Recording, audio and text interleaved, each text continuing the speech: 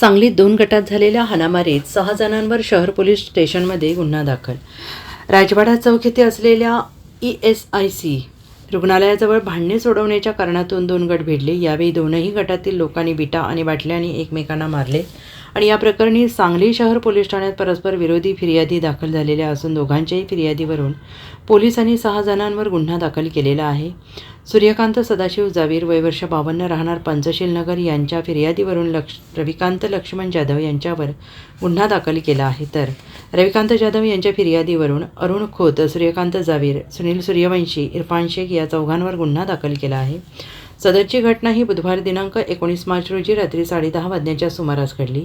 या प्रकरणी सूर्यकांत जावीर यांनी दिलेल्या फिर्यादीत म्हटलेलं आहे की बुधवारी रात्री 9:30 वाजण्याच्या सुमारास साक्षीदार आणि जाधव यांच्यातील चालू असलेला वाद मिटवण्यासाठी ते गेले होते. यावेळी जाधव यांनी मध्ये "तू का आलास, तुझा काय संबंध" असं म्हणत विटेने डोक्यात, पाठीवर मारून जखमी केलं. दुसरीकडे रविकांत जाधव यांनी दिलेल्या फिर्यादीत म्हटलंय की बुधवारी रात्री 10:30 वाजण्याच्या सुमारास रविकांत जाधव यांनी राजवाडा चौक येथील ESIC रुग्णालयाजवळ बोलावून घेतलं. संशयित 4 बोलत थांबलेले असताना इरफान शेख यांनी सूर्यकांत जावीर यांच्यासोबत झालेल्या शाब्दिक वादाच्या रागातून शिवीगाळ करण्यास सुरुवात केली आणि यावेळी इतरांनी लाथाबुक्क्यांनी बेदम मारहाण करत खाली पडलेली बाटली घेऊन मारहाण केली.